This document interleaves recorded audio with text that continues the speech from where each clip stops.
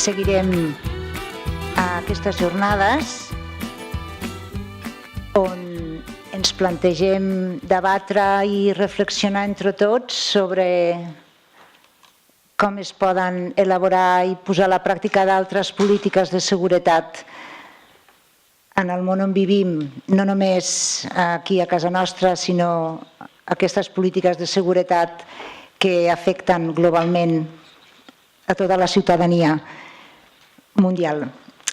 Molt interessant la conferència de Cèlia on ella ens ha plantejat revisar com ens aproximem a aquest concepte de seguretat i jo potser em quedaria el que més, la reflexió més important és trencar aquesta barrera, aquesta mena de compartiment estant entre el que és la nostra seguretat, senzillament sense tenir en compte la seguretat de la resta del món, no?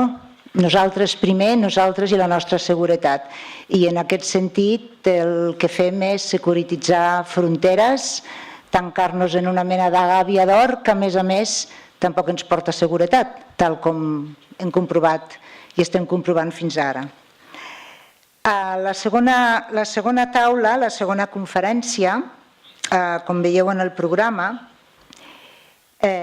porta per títol Què pot fer un estat per prevenir i combatre el terrorisme.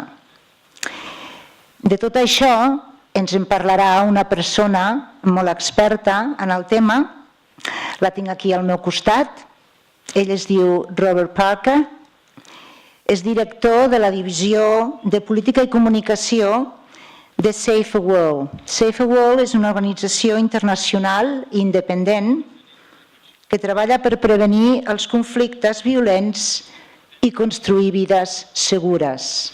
Seguretat, una vida segura. Aquí tenim una possible definició de seguretat, la seguretat humana.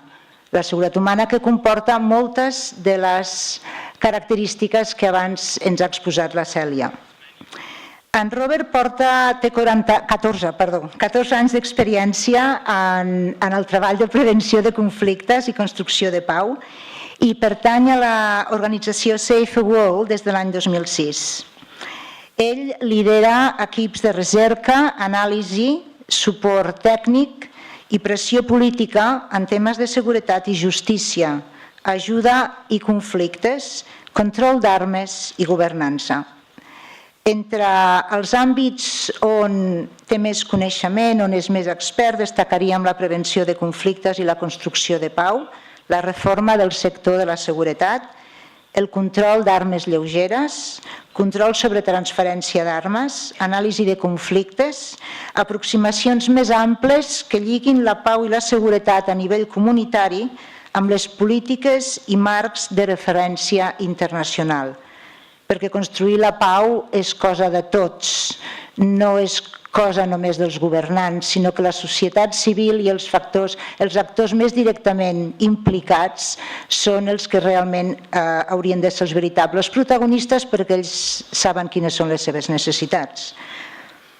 Prèviament, abans de SaferWorld, RobertParker ha treballat en temes de control d'armes amb Oxfam International i Amnistia Internacional i ha estat consultor d'altres organitzacions com el Centre Internacional de Ginebra per l'Administració Humanitària. Ha treballat en conflictes als Balcans, Europa de l'Est, al Caucas, a l'Àsia i a l'Àfrica. I té un postgrau d'estudis de l'Institut d'Estudis Llatinoamericans de la Universitat de Londres. Ell intentarà deslligar o desllorigar, si és possible, una altra política per prevenir i combatre el terrorisme. De seguida li dono la paraula només per introduir-ho. Des del meu punt de vista, una política que hauríem de rebutjar frontalment és, per exemple, el Regne Unit, després d'aquests atacs terroristes que hi ha hagut en aquests últims mesos, no sé si va ser després de l'atac de Manchester o del de Londres, que la primera ministra May va fer la següent declaració: hem de revisar la nostra política de drets humans en el sentit de reduir-la, de restringir-la encara més, i això ens dona peu a que aquesta manera de combatre el terrorisme no és la manera de fer-ho, i de tot això ens en parlarà en Robert. So, thank you, Robert, for being here with us, and yours the floor. Muchas gracias. Para empezar, para comenzar, no soy experto, soy estudiante con opiniones y con preguntas, pero no hay expertos en este tema, en mi opinión. Bueno, es un gran placer estar de nuevo en Barcelona. Bienvenidos a ustedes, que son obviamente los activistas, los más comprometidos en toda la ciudad. Y yo también soy activista, pero en traje hoy día. Normalmente es frente al tribunal, pero no es. Pero si me permiten, voy a continuar en el idioma de mis antepasados, porque si no va a ser un desastre. O sea, el inglés. Disculpen. Okay, thank you very much for the introduction. I'm going to talk a little bit today. Just before I do, just to introduce SaferWorld. We're a kind of medium-sized independent NGO. We have a main headquarters in London, but also offices in Brussels and Washington and Beijing to form a sort of advocacy platform where we take our policy and our advocacy work. But we have the majority of our programs in conflict-affected and fragile contexts. So about 15 different country programs in the Horn of Africa, Central and Southeast Asia, Middle East and North Africa, and so on. So the way we try to work is to bring the evidence from trying to do programming on the ground in to burst the Brussels bubble, to burst the Washington bubble with some real-time, real lived experience on a range of issues that will be familiar to many. So security and justice, gender, peace and security, conflict sensitivity, sustainable development goals. And today I'll be talking a bit about an area of work that we've internally called peace-building responses to crises and threats. That doesn't really translate very well outside, because what is a peace-building response? Well, perhaps we can unpack some of that today, because one of the peace-building responses that we're looking at is the response to terrorism and violent extremism. Our research analyses current counter-terrorism and current countering violent extremism as stabilization approaches, and examines strategic and practical options for improving them. We aim to promote informed debate on these topics, and so whilst on a personal level and also an institutional level, we might want to be a bit more confrontational sometimes, the way our organisation works is that we generally take things behind closed doors, and we work alongside those in the streets waving banners and throwing rocks. Many of us would like to be doing that too, but today I'm wearing a slightly different hat. Our research draws on evidence from a range of countries, including Afghanistan, Cambodia, Democratic Republic of Congo, Egypt, Indonesia, Iraq, Kenya, Pakistan, Somalia, Sri Lanka, Syria, Tunisia, and Yemen. A kind of list of places where conflict, fragility, instability, and now violent extremism and terrorism are the things high up the agenda. And we've identified several common challenges, and reflecting on them suggests that the solution to these challenges lies in new, more effective and sustainable strategies focusing on peace and justice. So much of what I say will relate quite a lot to what Celia said earlier on. And one of the things I want to pick up on is around narrative. So policies and practices take place within a political, cultural, social narrative. And at the moment, there's a very strong narrative around security, as we've just been discussing. And throughout my presentation, there are little points where I'll mention narrative, because it seems to be an important factor in both the analysis of the problem and the potential solution. So security versus peace was a very clear and obvious narrative that is something that we find a challenge. What I won't do today which isn't my area of expertise, or particularly an area that our organisation works on, although it is obviously related, and it very much relates to some of the stuff Celia was talking about, is look at more domestic policies of Western governments and how you can stop terrorist attacks in the UK or in Spain or in mainland Europe. That's not because it's not important, it's absolutely important, and in terms of the narrative, that's where people are coming from. Celia did a very good job of outlining the relative difference in levels of violence and casualty levels between the West and elsewhere. And I think the Global Peace Index says that something like 0.5% of terror incidents take place in places outside of conflict zones and zones of fragility. So I'm not trying to belittle the stuff that's going on in Europe, because it's clearly part of the narrative.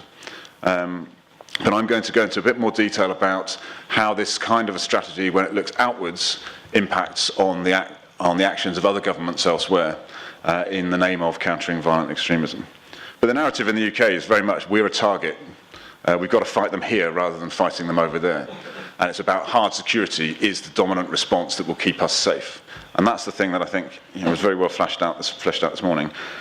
And it's interesting, these are screenshots from a website for a big exhibition of manufacturers and government people and all sorts, looking at the counter-terror work that the UK does. And everything is connected to the point of impact. It's about protecting your building, protecting your property, wearing a thicker bulletproof vest, or it's about picking up the pieces after the impact, having a better search and rescue facility, better medical facilities. But it's very immediate and not focusing upstream on some of the motivations. Sure, there's a bit of a look at what radicalizes people, but it's very much more about the kind of kinetic element of the impact of terror. And so it focuses on those kinds of areas like cybersecurity, like critical national infrastructure protection, vitally important, but missing a big part of the picture, which I'm going to have a bit more of a look at. So we start our work on anything really with a bit of a horizon scan, looking at what are the things in the external environment that are a backdrop to our work, but that are very real things which influence the way people behave and the relationships that people have. And it also helps to put violent extremism and terrorism kind of in its place. So this is just a little snapshot to get people talking, really. I'll use this slide with teams to just get people talking about, why is it important to be thinking about the arms trade? Why is Saudi and Iran important? That's what those flags are, by the way, in case anyone was wondering. Should have done a test. But it just highlights a few of the issues that face our sector, money being one of them. The money's all going into security. How do we access some of that money without being co-opted into that world? But there's also some rays of light, so the Sustainable Development Goals. Will it actually offer an opportunity to bring people from different silos working together for a greater impact? But I put this up really just to demonstrate that violent extremism takes place within a global context. And yet what we find, as we'll go into some of the case studies, that it's very much narrowed down as being, it's the only issue in town, which is clearly detrimental to a sustainable response. And then I just wanted to put this one up. You probably can't read it, but that's not quite so important. I'll explain what it is. It's basically a kind of, that first slide was about the world, external environment, what's going on. This was a little exercise I did with our Central Asia teams in Tajikistan and Kyrgyzstan, where violent extremism has become the dominant security narrative, even though it's actually not a region that's massively impacted at home by violent extremism. There's fears of people leaving and joining Islamist fighters, which are very real. But pretty much all of the security programming is CVE, countering violent extremism programming. So to try and get the teams to visualize where that fits within the bigger picture, we just did a very quick brainstorm that would actually form the basis of some more sophisticated systems analysis type thing where you decided where you're going to work. But the first slide, I just said, right, okay, but what do we work for? Human security. Let's put human security in the middle and just list all the things that impact on human security in this region. And so we had a whole range of things, including rule of law, gender norms, domestic violence, interethnic issues. Violent extremism was one thing that came up. Human trafficking, migration, human rights violations, political transition, corruption, the usual kind of weak governance, the usual list of things which go to impact basically negatively, usually, on human security. And then in the second sheet, we put violent extremism in the middle and said, okay, what are people doing in this region to counter violent extremism? So not what are people doing to improve human security, what are they doing to counter violent extremism, because that's how they're framing it and that's what they're calling it. And the first answer was actually conferences, lots of international conferences, which did make me laugh. But they're doing things that are things like forcibly shaving people's beards, forcibly removing veils, forcing school children and college children to wear national dress to school, limiting personal freedoms, blocking social media. Now, there's some good stuff in there too, don't get me wrong. There's some local livelihoods work, there's some good community policing work. But the point of doing this, really, was to show the teams, but to start to think a bit more creatively, if you put violent extremism in the middle of your picture, a lot of the things that then are being done, or you might be sort of led towards, actually are directly counterproductive when you look at the human security picture. And so, as a peace-building organisation, it's very important for us to try to work out how to tread that line, because clearly you want to counter violent extremism, but the agenda itself, the CVE agenda, has become so toxic that it's very difficult to tread that line and not be associated with some of the more negative countering violent extremism approaches. But so with those two slides, the kind of macro and then the slightly more micro, to put violent extremism in its place, I'd like to just go into briefly into a few case studies that we've conducted, because we work with evidence, basically, and not evidence that we've just made up ourselves in London or Brussels, but by talking to people on the ground, talking to soldiers, talking to government officials, and most importantly, from our perspective, communities, about the challenges they face and what impact the government responses have been. And so I've got a few case studies to go through, and I'll only spend a couple of minutes on each so that we're not here all day. And they're all available on the website. The first three are actually studies of the last 15 years of stabilisation, counter-terror, and countering violent extremism in Afghanistan, Somalia, and Yemen, that take a long-term snapshot where we started by, can you get a long-term snapshot? Probably not. Take a long-term view where we started by analysing the key conflict drivers in the context. We looked at the international approaches and the national approaches, and then what the impact of those international approaches had been on the conflict drivers, and then drew some policy recommendations out of that. And I'm going to give you a very little flavour of each of those. And then we've just done three more. So most of my teams at the moment are in Washington and The Hague, and I think Brussels, launching some new case studies that we've done. One on Tunisia, so looking at the security response in the last few years to Tunisia. And then the other two in Kenya, in Lamu, a place on the coast up in the north, and Garissa, a county which borders the Somalia border.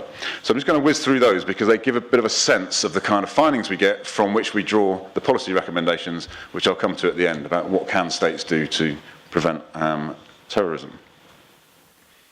So the overall findings of the research programme are really that a focus on terrorism and violent extremism has diminished the focus on other major drivers of conflict. So in many contexts, militarism reigns and conflicts persist even as terrorists are killed or captured.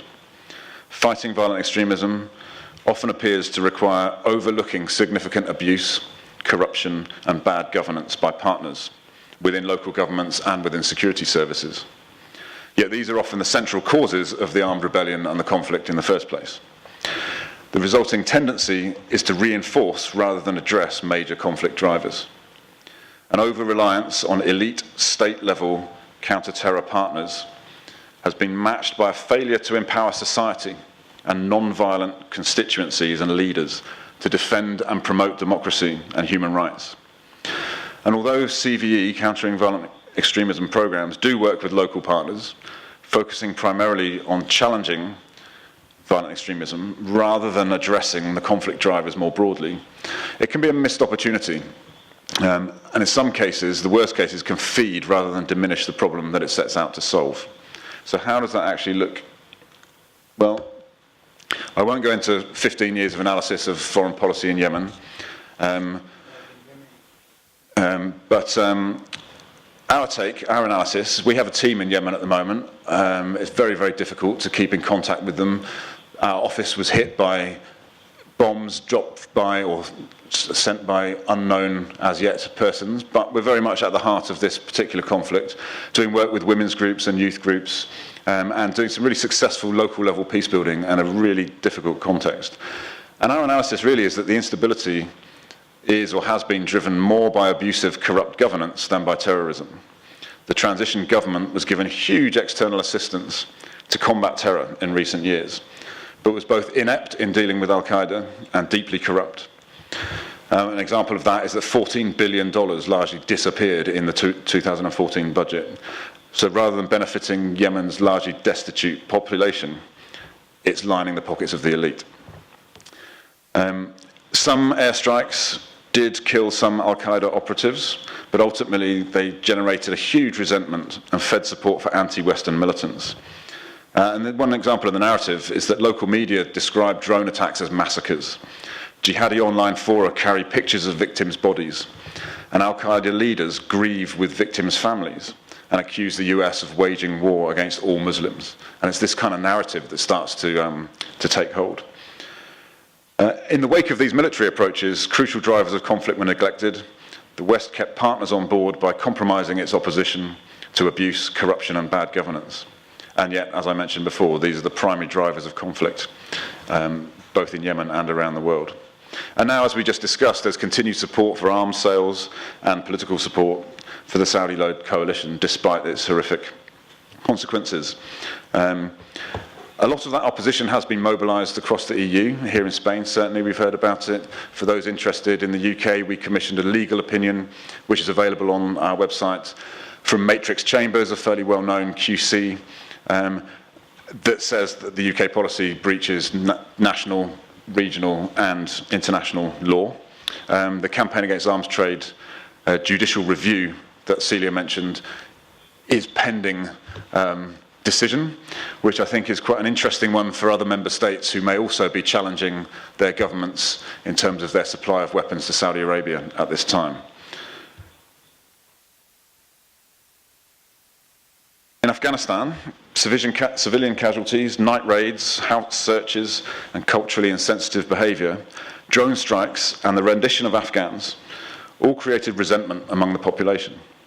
This contributed to support for the Taliban and associated groups. From 2009, a counterinsurgency strategy beefed up the civilian component of the military-led campaign. But to establish stability, the Ministries of Interior, Defence and Foreign Affairs and the National Directorate of Security were all given to known warlords in the first two post-Taliban administrations. The tension between military and non-military objectives and the lack of a consistent strategy for a political solution to the conflict undermine the effort. And following years of intense military efforts, the Taliban continues to achieve military successes alongside military operations by both IS and local militias. So basically another example of a failed decade or more of securitized foreign policy towards Afghanistan.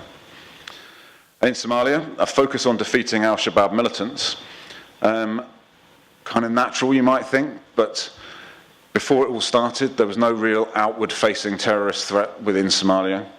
And now al-Shabaab remains undefeated. Targeted killings and airstrikes have not heralded their demise, nor undermined their ability to carry out attacks.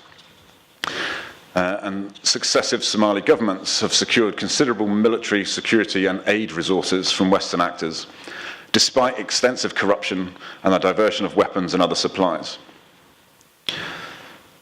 Questions remain about the objectives of regional actors and whether their actions contribute to long-term efforts to build peace in Somalia. But the West seems to be dependent on these regional actors. Another part of the narrative is a bit like with Saudi. If we don't back Ethiopia in the region, we will lose out on a major strategic partner. I think there are elements to that conversation which need to be unpacked a bit more publicly. Ultimately, the stabilisation has not yet proved sustainable and isn't fully safeguarding the security needs of Somali people. I think there are some hopes there with elections in Somaliland and some of the federalism process not leading to quite so much exclusion and violence, but it's still a very, very tricky context in which to work. And then just briefly to the new case studies. So these look less at that long-term international engagement and more analysis of recent trends or current CVE responses at a more local level. So in Tunisia, the visibility of terror challenges involving Tunisians and Westerners and numbers of young Tunisian men joining ISIS has led to a primary focus on strengthening the coercive capacities of the state. The security agenda is being used to delay structural reforms, the kinds of things that were spoken about during the revolution. And this is leading to increased feelings of marginalization and disempowerment among large sections of Tunisian society.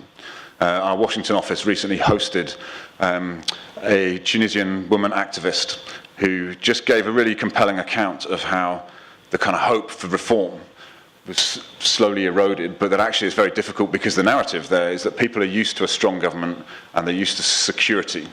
And so there's a kind of dilemma there about trying to engage with a narrative that's more about reform and about freedoms when people feel under threat and respond to a securitized agenda. Tunisia clearly needs support, both materially in terms of equipment and training, but the short-term interventions are reinforcing an unreformed and unaccountable state and putting at risk the democratic transition needed to stave off long-term instability.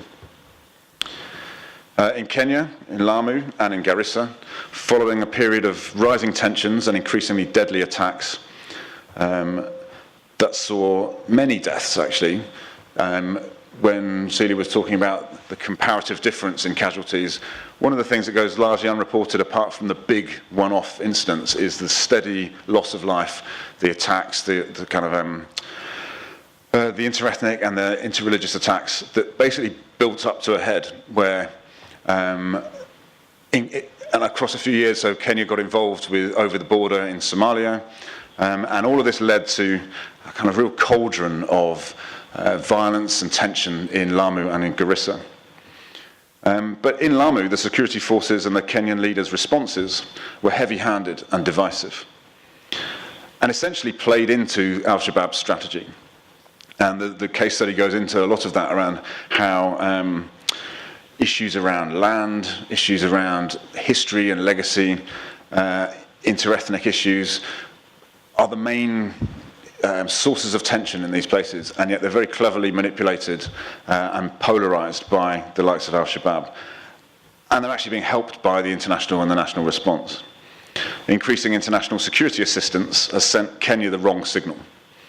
The CVE programs have at times made welcome efforts to address causal factors and community perspectives, but they also risk imposing outside priorities and misallocating resources.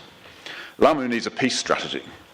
In fact, all these places, what they're really lacking is a peace strategy. There's often a war strategy, but a long-term strategy for peace and justice, which could be developed by focusing on local people's priorities, security provision that treats all groups equally and respects rights and due process, and equal access to land titles, jobs, education, and political representation. Similarly, but with a slightly different outcome in Garissa, heavy-handed, inefficient security responses to these divisive al-Shabaab attacks played a role in escalating divisions.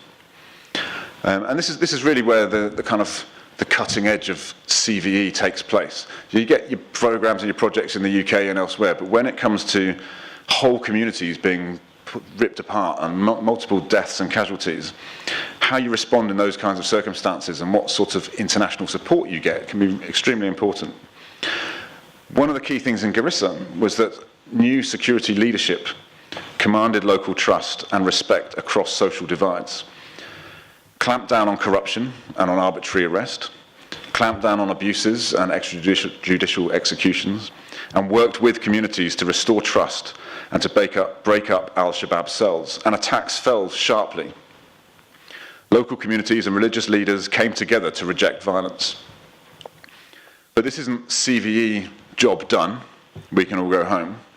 For the ongoing long-term peace efforts have to focus on the marginalisation, the intense clan rivalries, the political tension, and on ending the conflict in neighbouring Somalia to prevent a renewed escalation of conflict.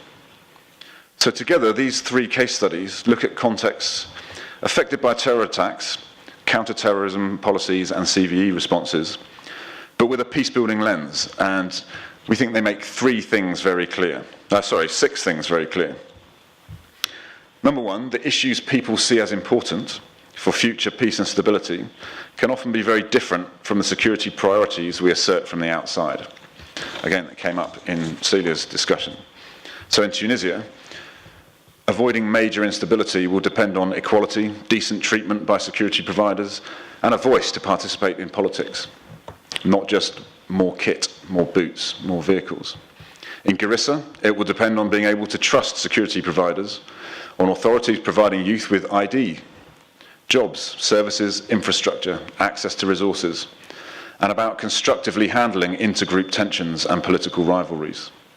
And in Lamu, people want security provision that treats them all equally and respects the rights and due process, and equal access to land titles, jobs, education, and political representation. And these things are directly linked to the violence that was experienced in Lamu and in Garissa and what we're seeing in Tunisia. And the case studies do a good job of drawing that out in a lot more detail.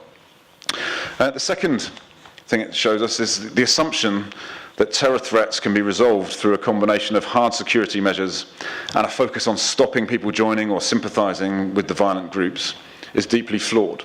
Celia mentioned this idea of stamping out extremism. It doesn't work. You can't stamp out ideas.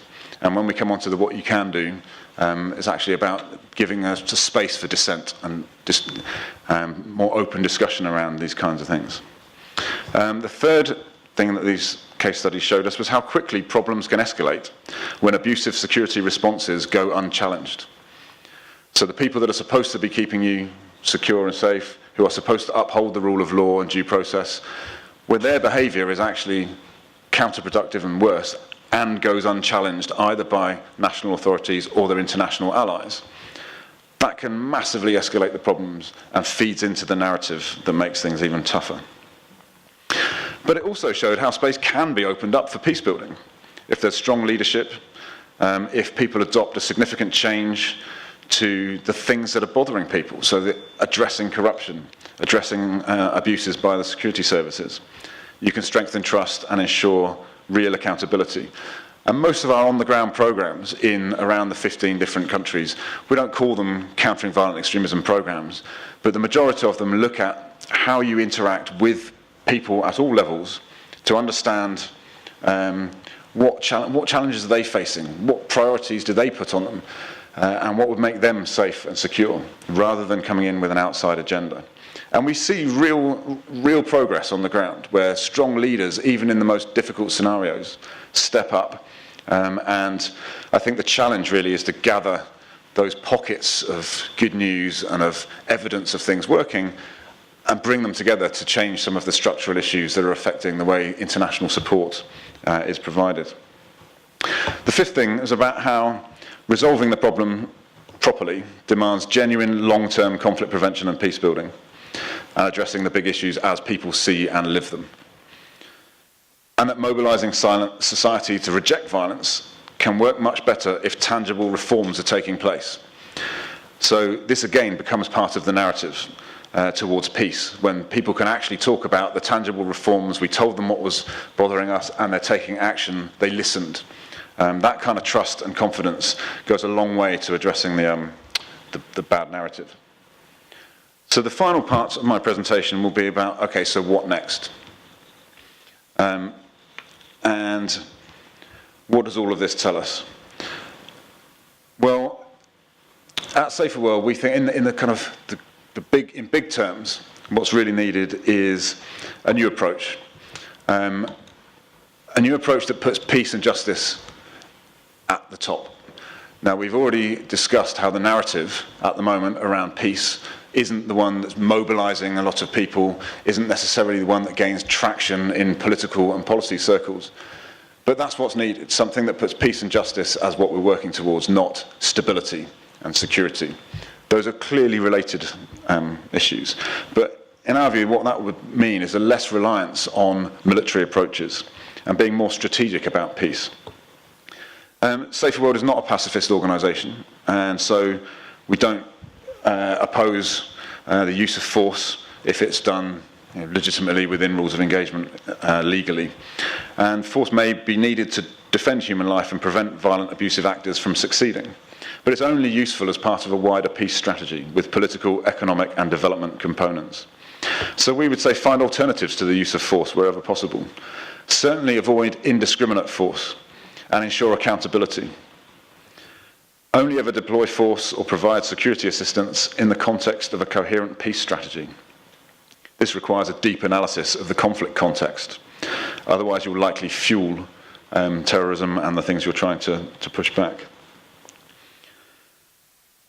And we've touched on it today as well, but one of those reliances on military approaches is around providing or selling arms. And if people want to get into that conversation a bit later, we spent a lot of time talking with states about their motives for selling weapons. And try to address via the moral, the political, the legal ways to make sure that they're doing that in a responsible way. And it's very interesting when you get states to open up a bit about what they might call the push factors for selling weapons as well. There's a whole series of things they're not supposed to sell weapons if they're going to be used for human rights violations or conflict. But there's also criteria in the EU common position, for example, that talks about supporting your allies. And strategic relationships. And these kinds of things get interpreted by politicians. And so they have push factors like the economy, like employment, that also factor into their considerations. But we can get into that one a bit later if people want to. But I would say that the arms sales thing is one of those really distinct, obvious policies that people could change. And it would then start to change the narrative. At the moment, it's a completely toxic thing that you wonder why they still cling to. Some states like the UK say they trip out the same line. The UK has the strongest export controls in the world. It's like, clearly you don't, or you don't interpret them with a robust sort of eye. Others, like Sweden, for example, have an interesting take because Sweden takes an independent stance, a neutral stance militarily, so it doesn't have the same kind of military alliances that other Western states do. And therefore, they want to maintain a domestic arms industry so that they don't have to rely on others to supply their own military. So a slightly different push factor around Swedish exports and Swedish export controls. Sorry, I didn't mean to go into one on arms controls, but I'm an arms control nerd. Another part of the new approach is about being tougher on abuse and corruption and bad governance. It's vital to be more discerning about partners and to look for smart ways to challenge or change the behaviour of corrupt, abusive actors. Maybe by making support conditional and prioritising behaviour change within military assistance rather than just turning a blind eye. And important for all of us in the room, I guess, is a more focus on working with societies to achieve just and lasting peace. We hear about how much money gets spent on defence and on defence research and development. If even a tenth of that was spent on peace building and civil society engagement, I think we could see some massive shifts. Peaceful states are crafted by strong societies, and this means consistent support for human rights defenders, a proper role for women in the decision-making and political processes. Moderate political, religious or tribal actors need support, civil society groups, community voices and local development initiatives. Protecting civil space for this must be a priority of military as well as diplomatic planners. And we spend quite a lot of time trying to talk to militaries about their role, the constraints which they work within, and how they can do better outreach and sort of understand how they're perceived by people differently. But this requires a much deeper contextual understanding and relationship building across society, rather than working through the standard pools of problematic elites. So what can states actually do? The last two slides.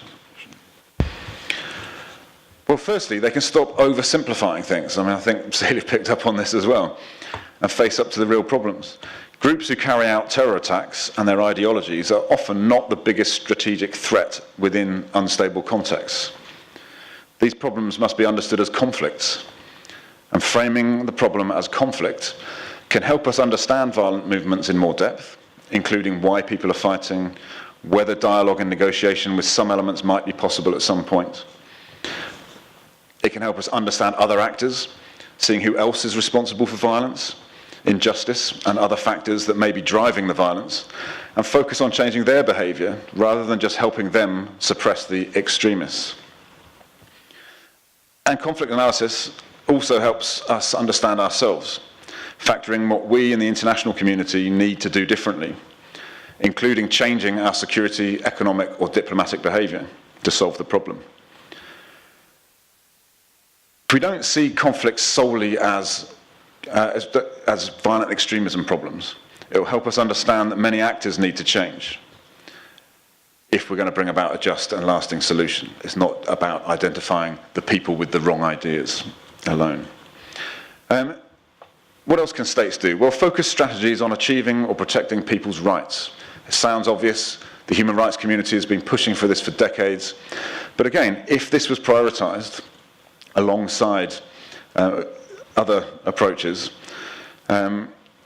basically the point behind this really is that for just and lasting peace to be achieved, it needs to be accepted by the people living in the conflict-affected societies, whose grievances need to be taken seriously and addressed if the rising tide of instability is to be stemmed. Policymakers need to move away from programs that focus on disrupting groups considered dangerous by the outside world, and instead focus strategy on peace and people's rights in conflict-affected contexts. International efforts must reprioritise people's well-being, working harder to change the power structures that actively deny these rights to some people. In that messy slide earlier on, where you had human security in the middle of one and violent extremism in the middle of the other, it just feels like the focus on protecting people's rights doesn't mean you don't try and tackle the violent extremism, but it just means you have a different approach. You're saying it's very different to say to people, we care about, we've come to try and sort out your livelihoods and your job prospects and your policing around here because we care about your well-being, no matter who you are, compared with, we've come to sort out some jobs and livelihoods because we don't want you to become a jihadist. People see through these different approaches and they have different outcomes. Improving the behaviour of governments and choosing your partners wisely. We recognise that governments face massive pressures and constraints. The domestic economic and security agenda is huge, and in particular, certainly in the UK, in the US and elsewhere across Europe, you're seeing that the shift in politics more towards the right. But the behaviour of governments is almost always at the heart of why conflicts begin and persist. And it's crucial for national and international governments to change such behaviour and restore trust if we're going to get anywhere. Strategies must focus on these drivers of conflict first and not as an afterthought. And although the influence from the outside of international actors can be limited, it's always possible to challenge repressive behaviour, to cancel assistance that incentivises or rewards such behaviour, and to support local constituencies pushing for constructive change. Repressive governance is most visibly mobilised through the military and the police, but they're also therefore a primary lever for change upwards as well as down. But if security assistance packages make governance reforms impossible, they should be redesigned or cancelled. 4 more things that governments can do. Firstly, don't reinvent the wheel. Aid can contribute hugely to international security if it's allowed to get on with the difficult but essential work of tackling inequality and injustice. Sadly, the reallocation of development resources to crisis management and to countering violent extremism are undermining peacemaking resources when they're most needed. The strategic move would be to redouble investment in peace, rights, and governance efforts, not labelling it as countering violent extremism. strengthening their existing impartial dedication to advancing human rights, human security, protection, and public well-being. And there's certainly room for work to counter violent extremism within wider peace strategies, to dissuade people from targeting innocents with violence and working against the rights of others.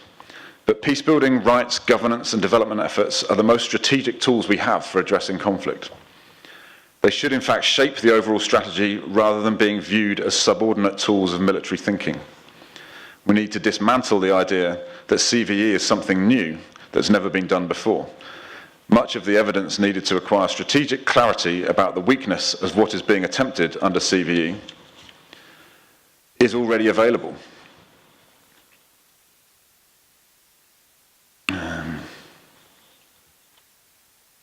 Protecting civil society space. Now, this is a really, really difficult one. All governments nod very vigorously when you talk about the need for civil society to be engaged and the need to protect civil society space. It's part of the Department for International Development's strategy. It's part of the UK National Security Strategy, I'm sure. And yet, even in countries like the UK, great to see activism starting young, even in countries like the UK, you're seeing that space diminished. The space to dissent politically is diminishing. And that's nothing compared to places where people are disappeared, executed, etc. And so it's really important that actions that are aimed at stopping incitement to violence don't creep into becoming broad clampdowns on dissent.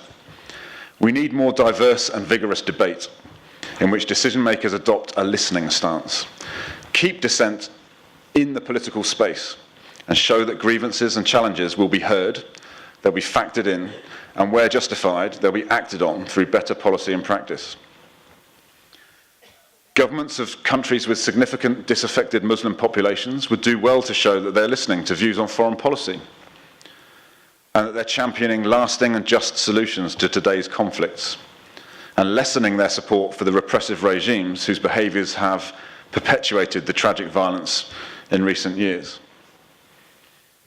It's really interesting that when the leader of the opposition in the UK cited UK foreign policy as a potential element as a factor in the recent terror attacks in the UK, he was roundly vilified in the press. It was partly an issue of timing before an election, I think, but also it was an opportunistic way that the narrative creeps in and says, do you know what, we're not interested in that.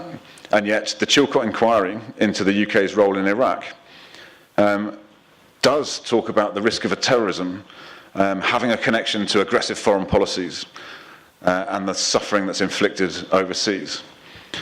So it's vital that through deeds more than words to counteract ISIS and Al-Qaeda's claim to be the primary international actors standing against the suffering of Muslims in conflict-affected and repressive countries.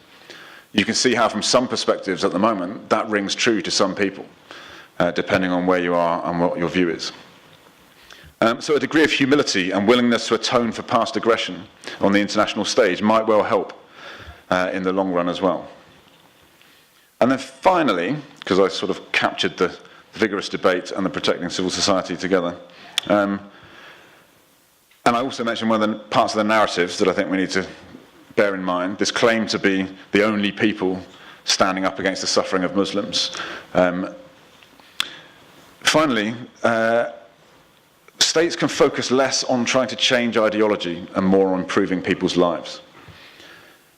Rather than investing in changing people's ideologies or telling people they're wrong, if you change their lived reality, even in contexts where effective police and courts, service delivery, job creation and other benefits may be distant goals, it is possible to send signals that offer ground for hope. Whether that could be the transfer of a notorious military division away from a traumatized area, or the opening of a crime prevention centre, or the establishment of a committee where police representatives meet communities on a regular basis. You can do trust-building actions that actually impact on people's lives, not just propaganda. And that then becomes part of the narrative. So, in conclusion, when we try to define success, it's important to remember what the global evidence tells us are the essential hallmarks of lastingly peaceful societies. These kinds of societies work actively to reduce violence and ensure that the public feels safe. They work to ensure fair access to justice, livelihoods, resources and services. They enable voice and participation in decision-making and constructive resolution of grievances. They have lower levels of corruption and bribery, and they're not overly exposed to external stresses. Now, okay, so those are big things, essential hallmarks of lasting peaceful societies, but if our own policies are actively undermining those things elsewhere, we can't expect the results to be lastingly peaceful societies. So any preventing violent extremism, counter-violent extremism, or wider counter-terror efforts need to support, or at least not undermine, progress on those things I just outlined.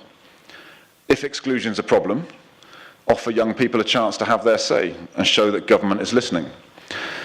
If security provision, or the court system, or standards in prisons are making the problem worse, respond to public concerns and make them better. If people are angry about discrimination and lack of access to services, offer them channels and space to articulate these concerns. It sends a signal that the government wants to help and provide services. And those kinds of signals go a long way to addressing some of the narratives that we've seen via the case studies and at home too. So I'll stop there, thank you.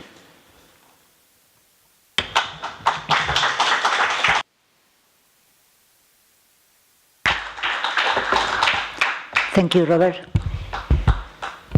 I'll shift into Catalan, if you don't mind. Bé, farem com en la taula anterior, recollirem un parell o tres de preguntes i el Robert les contestarà.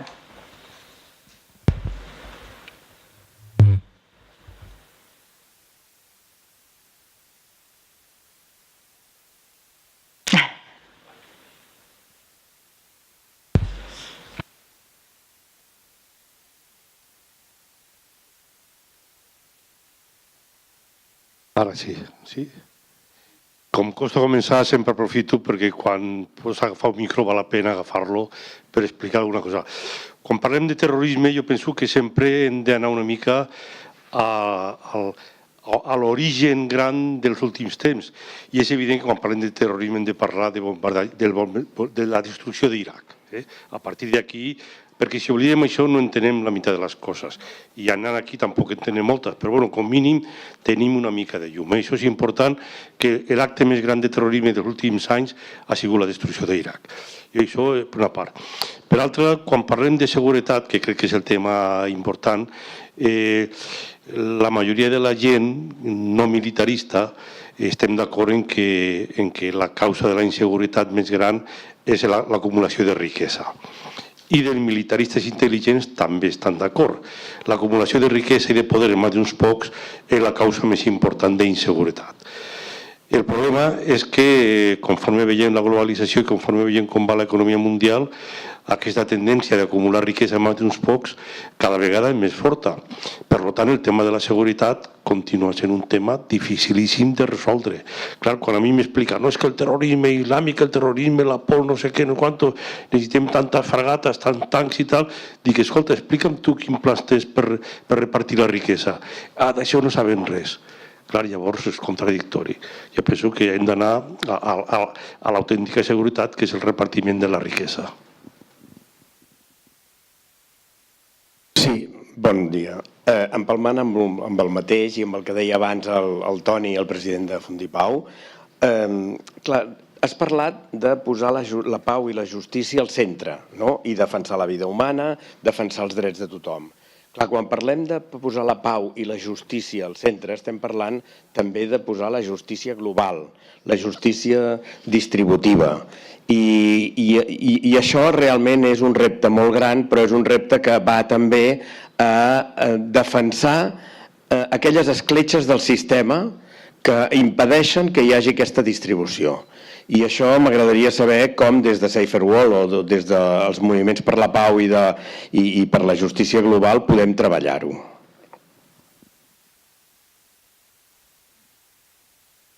Okay, Robert, if you'd like to answer these two questions, and then, yeah?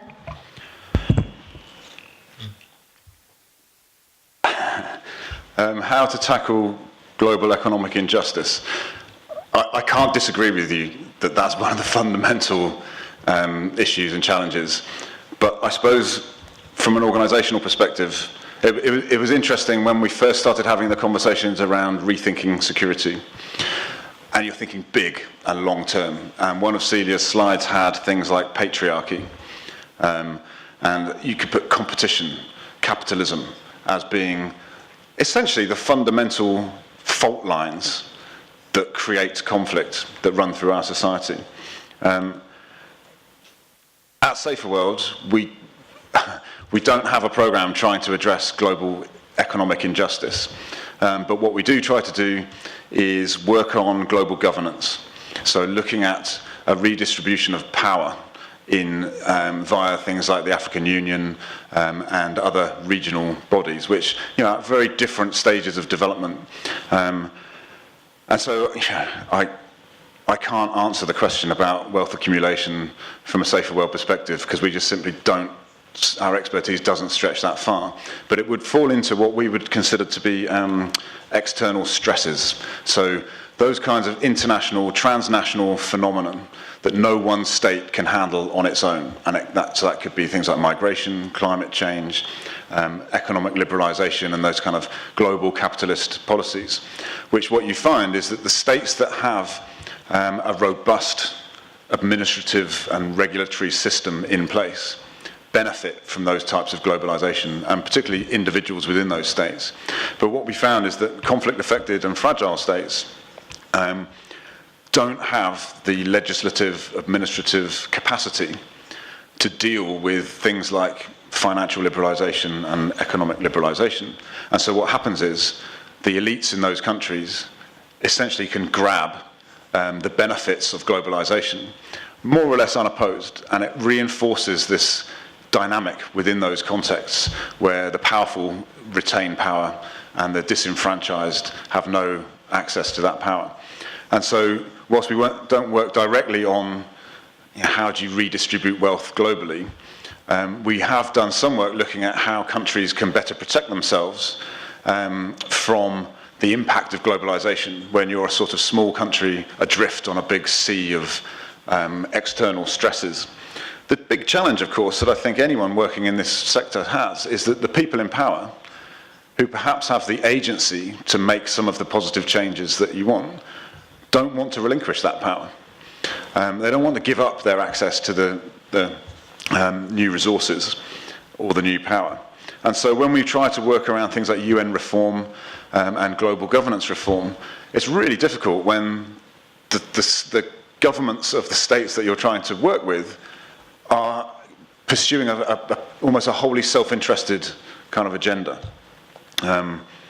So whilst we would try and put peace and justice in the centre, one of our, we always return to the line about whose peace, whose justice, whose security are we talking about, and try to make the links between community security and local people and their security in terms of economic, food and physical security with national security, so that they're not seen as two separate things.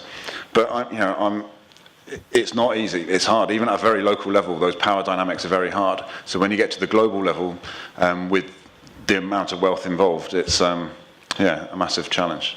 But I think that probably falls more into the rethinking security category of how do we actually tackle these really deep-seated, massive global problems. And what I was looking at was slightly more narrowly focused around what kind of engagement policies overseas can states, or should states pursue to minimize the risk of terrorism.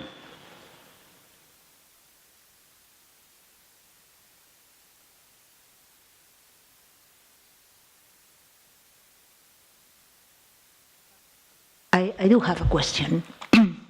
So if no one else is going to ask a question, I would like to just, make a reflection and also comment on, from our perspective here in Europe, the obsession that governments have to fight terrorism, building on counter-terrorist policies, right? From what you've been saying, I get to the conclusion that we should actually go out there, break down barriers, this, sort of cage we are all engaged in to try to protect ourselves, and to go out there and try to prevent violent extremism in places conflict-prone, where it's suffering conflict. I'm thinking about the case of Syria, for example, right? If in 2011 the world powers did care just a little bit about the real needs of the Syrian people, what they were asking for, what they were demanding, and if those demands were met, and if world powers got together to try and carry out some type of policy preventing violent extremism policy there, I don't know, but maybe today we wouldn't be seeing the type of barbaric violence and steady death toll that keeps coming from this country. I don't know. So maybe it's like a chain. Where should we start acting? I think when we see that it's coming, because everybody, we all saw that violence was coming in Syria.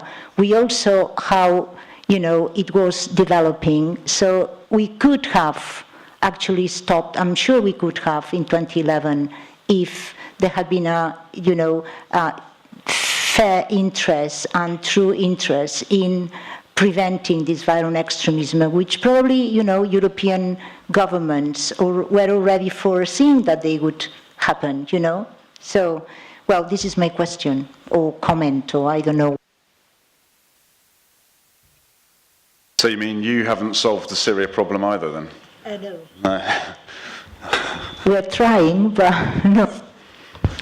No, I totally agree that I think if there's an outlook that looks at addressing the underlying drivers of instability and conflict rather than targeting certain actors, but I think Syria was incredibly complex and people possibly didn't make the right decisions at the right time, and there was the whole geostrategic element as well. Yeah, but in 2011, people were actually asking for freedom, for local,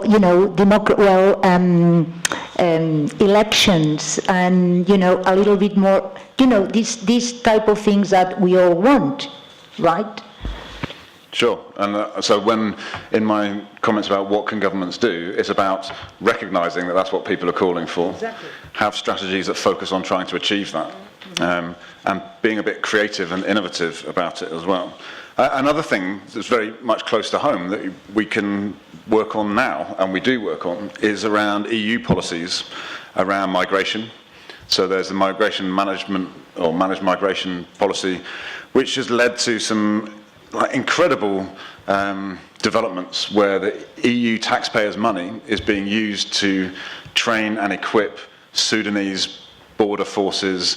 The Janjaweed has been deployed or the former Janjaweed has been deployed in Yemen. There's all sorts of knock-on counterproductive issues around EU policy around migration, where it's just about building a wall and stopping people coming here, rather than a more sort of slightly more creative, long-sighted acknowledgement that the main problem is in countries, neighbouring conflict countries, where there's huge amounts of problems, and the main problem isn't here. But then also, EU taxpayers' money, this again goes back to the narrative of hard security is what we need to keep us safe. There's EU defence investment sort of initiative, which is basically putting billions and billions of EU money, taxpayers' money, into the hands of a sort of dozen or so massive arms companies to do defence research and development type work. And it's kind of gone through without a huge amount of opposition, despite the fact that one of the advisory bodies was made up of the defence industry. And there's a campaign going on in Brussels to try and stop this from happening. The European Investment Bank is coming under pressure to remove one of its exemptions that exempts it from supporting programs around policing and military work, and they're coming under pressure from all of the heads of state of the EU to remove that exemption, so that EU money, EU development money, can be used for security purposes, and that's happening right now. So is the migration work. So there's a lot of kind of policies that we can push back against, at the same time as trying to come up with the more creative solutions that involve peace and justice as the narrative. But you can't get much of a stronger change and a damaging narrative if we get to use it right, to say that UK and other EU states' policies towards Yemen not only are causing untold deaths, food insecurity, cholera epidemic, they're still bombing water supply places and hospitals and things, and now they're employing the former Janjaweed to go around. These are people who are wanted by international courts and who've been vilified by all Western governments. And so you just kind of see the political trade-offs that people are making that aren't resulting in security for anyone, really. And that feeds a narrative that no one cares about us. And I think that's really powerful. So I don't know what, other than the arms export stuff that goes on in Spain, I don't know how that kind of EU level work, whether any of you focus on work in Brussels or outside of Spain, but certainly some solidarity and some collective voice across EU member states is what's needed at the moment on issues like EU arms exports and migration, and the increasing use of development money to fund military programs.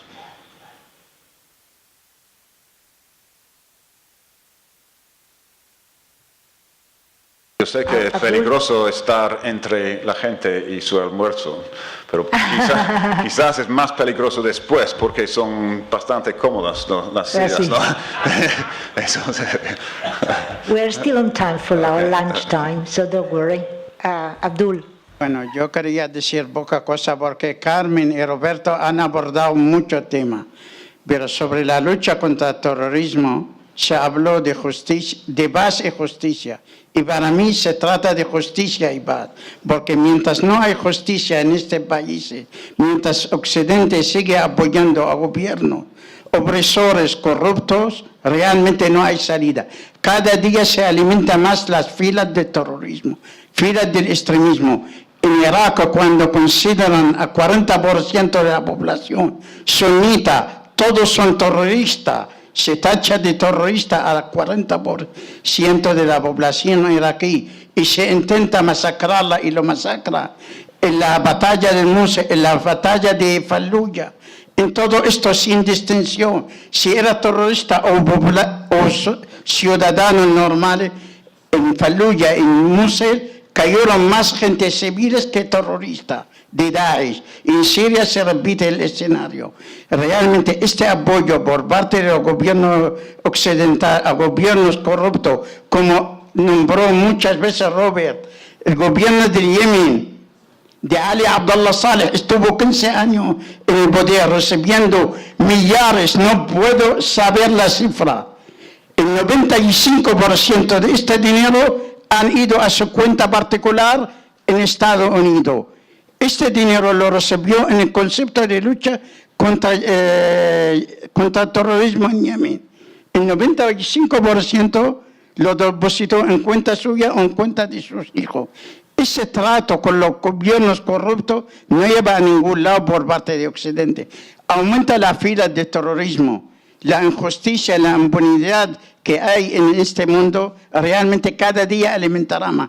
Vuelvo al tema de Irak, cuando considera el 40% de la población iraquí sunita terrorista, esto el mundo no va a salvar, no puede encontrar una salida. Cuando millones en Siria o en Irak se consideran terroristas, se tacha de terrorista, no llaman a la cosa por su nombre, generalizan el tema. Eso es lo que se debe preocupar al mundo. La justicia y la impunidad alimentará cada día más la fila de terrorismo. Eso es solo lo que quería decir. Gracias.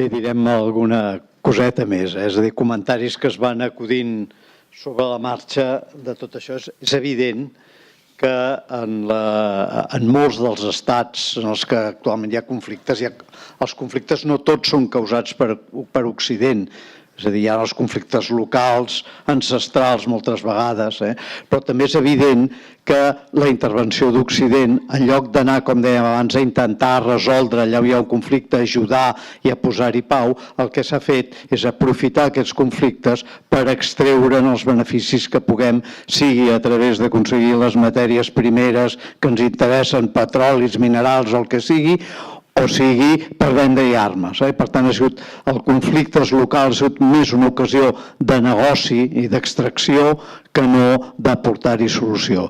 Naturalment, i llavors això genera una conflictivitat encara molt més gran, genera terrorisme a casa nostra i el que fem, tot el que se'ns acudeix és combatre el terrorisme amb un terrorisme superior, perquè la diferència entre guerra i terrorisme és estrictament de qui la fa. Si la fan els dolents, els altres, dient que és terrorisme, si ho fan els nostres, sota un exèrcit oficial, encara que ocasionin, com ens deien, moltes més víctimes civils, molt més terror, encara que bombardegin hospitals, encara que facin les maldats que siguin, això és una guerra i a més és una guerra per la nostra seguretat i que sobre la justifiquem. Per tant, evidentment, això va generant aquests odis, va generant aquests ressentiments que el que fan, i això ens ho està demostrant constantment, és atiar més el terrorisme. Com has dit molt bé, si no som capaços d'anar a les causes, ja podem acuirassar-nos, ja podem posar-nos barreres, ja podem tancar-nos, ja podem protegir-nos amb exèrcits que si estem fabricant terrorisme, doncs obtindrem terrorisme. Per tant, la solució evidentment no és militar, la solució evidentment no és acuirassar-nos, la solució no és més violència i més militarisme, sinó que és, com també ja has apuntat tu, més cohesió social. Ara deies, fa un moment, s'està parlant de que els fons d'ajut al desenvolupament vagin a aconseguir més armes, més exèrcits per protegir-nos d'això. És un absurd. Fa molts anys que es deia ja que només amb un 2% de la despesa militar mundial podríem tenir tota la població mundial ben alimentada. I amb un 20% tot, educació, sanitat, potabilització de les aigües, neteja de les contaminacions, amb un 20% de la despesa militar. Fa molts anys que es diu. Naturalment, quedaria el 80% per continuar fent l'imbècil jugant a soldadets. I amb aquest 20% restant no aconseguiríem molta més seguretat que destinant-lo a augmentar l'exèrcit. I justament en contra de tota lògica, la tendència que deies a Brussel·les on sigui, és no, al contrari, traiem recursos del desenvolupament per dedicar-los a protegir-nos. És anar exactament en contra no només de la justícia, sinó de la mateixa seguretat. Això és el que a mi em sembla.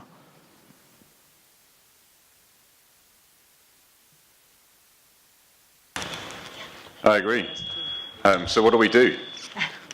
So we fight them on the moral, the political, the legal basis and construct sophisticated campaigns, political campaigns. The one thing that we've all been talking about recently is around this idea of narrative, because you can have a policy that's right, that's evidence-based, and yet it doesn't get used. Why is that? Well, because it needs a context within which it gains that traction. And at the moment, that context is very much dominated by hard security, terrible images on our screens, and that's the response people give. But I also think that's a lazy response. It's manipulated, as you say, by some of the elites, but it's a lazy response for people not to actually question, is this making me more secure? Is this, do I not care about people on the overseas? And I also remain optimistic that if we maintain the evidence base, we keep pushing strategically on political issues, we find the right allies, we can make a difference. But one of the things we need to be, or some of the things we need to be doing are pushing states to do some of this.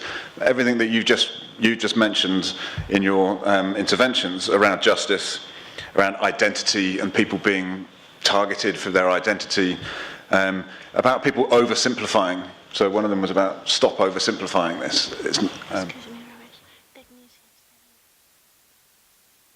Closer. Okay. So I was just saying that some of the things I was suggesting should help address the issues that you raised. So about not oversimplifying, choosing your partners carefully. I think the issue of impunity and justice is massive in any conflict context. You know, what's the truth and reconciliation type process? How are people going to overcome this terrible trauma and begin their life or continue their lives? Financial controls over corruption. You know, there's clear policies that states could be introducing that improves the behaviour of government. So basically calling out abuse and poor governance and not accepting it. Owning up when your own policies create destruction and being a bit more accountable. So these are things that I think you've rightly identified as being problems that we need to change, and certainly the money, you know, put more money towards peace, and who knows what we could see. But what we find when we have conversations in Washington with the Department of Defense or with the State Department is rather than say, oh look, we spend $600 billion a year on defense, but we're still not safe, and we spend, you know, like $30 million a year on peace building, why isn't the peace building working? That's what they come back as. And you kind of think, well, how about you try and redress the balance slightly? Because, you know, so I agree with what you're saying, and I think the question is, how do we get there? How do we stop them spending development funding on military things? Well, you do advocacy, you lobby, you produce material that demonstrates why it doesn't work and why it's not in the interests of not only the people it's going to affect overseas, but also our own interests. And you hope to build a kind of constituency that can change things. And I think it's interesting because in the introduction, you said I'd been working for a certain number of years or something, and I thought, oh dear, do I own up to actually having worked for quite a lot longer? It must be an old bio. But you've seen the dynamic between activists and government change, certainly in the UK, around issues of development, security and justice and conflict, where previously it was very much an oppositional relationship. They were bad and we needed to change them. Then over the last 10 to 15 years, you know, with the sort of better approach to development, a better understanding of conflict prevention, you sort of saw things starting to look a bit better. Maybe people are starting to understand. And now it feels like we've gone back into the good old days of we need some proper activism here, because even with the intellectual, the logical, the kind of judicial basis for a sound argument, peace is not winning the day. And so it's a case of saying, well, we've got a lot of power at our disposal. We've got the intellectual high ground, we've got the moral high ground. Why aren't these things making our leaders make different decisions? What will help impact that? And I think that's what we're collectively trying to do. So sometimes that's around pinpointing specific policy decisions, and you can just nudge them, like arms sales to a certain place, like the amount of money spent on community security programs versus train and equip programs for the military. That sort of thing, that incremental changes. But at the same time, what's needed, I think Celia called them, what do you call it, like, not outrageous thinkers, but some people need to be saying things that sound unattainable now, but that in 20 years' time will just seem like normal. And people will think, well, how could we, in the past, how could we possibly have accepted a common narrative that treated women or homosexuals or, you know, people of a different ethnic origin, you know, the way that it was accepted 20 years ago or 30 years ago? There's been huge changes in public narrative around a lot of things. And I think a combination of hard-nosed political advocacy and strategy with a genuine sense of a public disquiet and a desire for change over the longer-term momentum, it's going to have to be what wins the day, because otherwise it's just too negative to think about.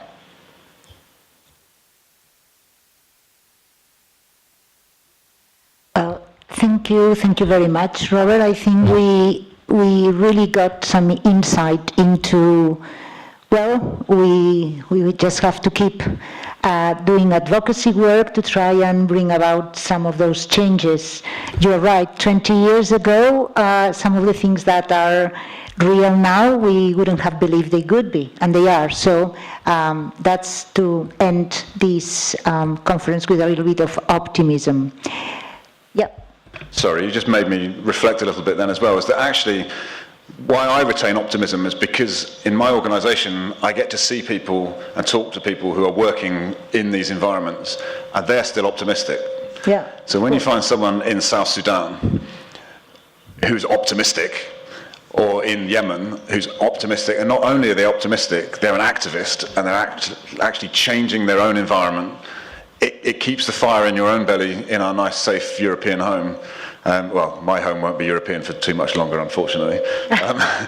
So I think what I was trying to get at was, Celia pointed out as well, is the voice of people who are actually living and dealing with conflict. They're not passive, they're the first responders. They're the ones who we should be listening to. And so one of our most powerful tactics is to bring partners and bring our own staff over to Brussels, over to Washington, over to London to talk directly to decision makers and policy makers, because then it's not us saying, look at the impact of your policies, it's people who are affected saying, these are the impacts of your policies.